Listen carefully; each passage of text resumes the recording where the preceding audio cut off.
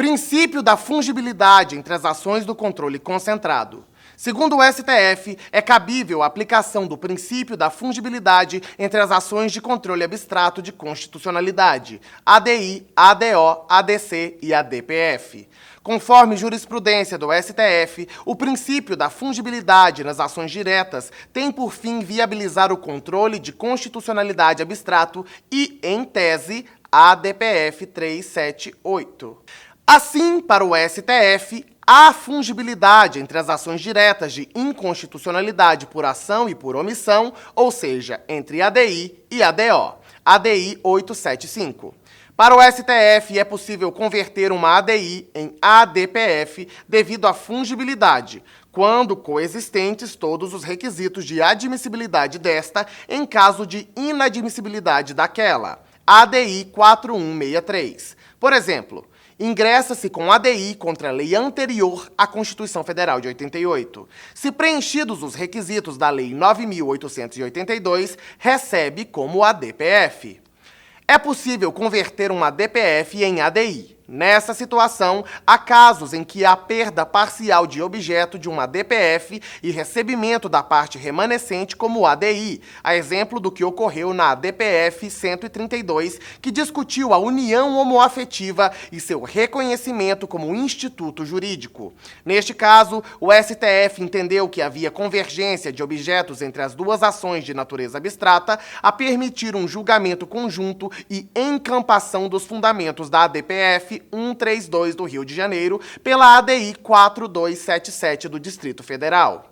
É possível converter uma ADO em ADPF, porém, segundo o STF, a aplicação do princípio da fungibilidade para o recebimento da ADO como ADPF está condicionada à demonstração da relevância da controvérsia constitucional, tendo como objeto lesão a preceito fundamental. ADO 48, agravo regimental de 2019.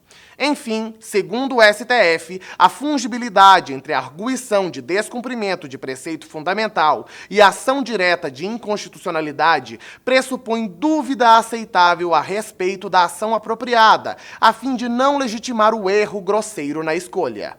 ADPF 451, agravo regimental.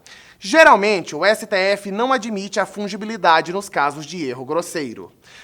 Cumulação de ações. Não há dúvida de que é possível a acumulação de ações ou de pedidos na mesma ação. A razão é a mesma da fungibilidade, ou seja, viabilizar o controle de constitucionalidade abstrato e em tese. Assim, em uma mesma ação, poderemos ter um pedido de inconstitucionalidade e um pedido de declaração de constitucionalidade.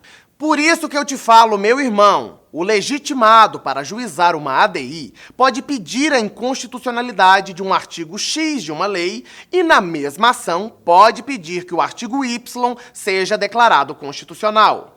E pode fazê-lo na mesma ação com mera acumulação de pedidos.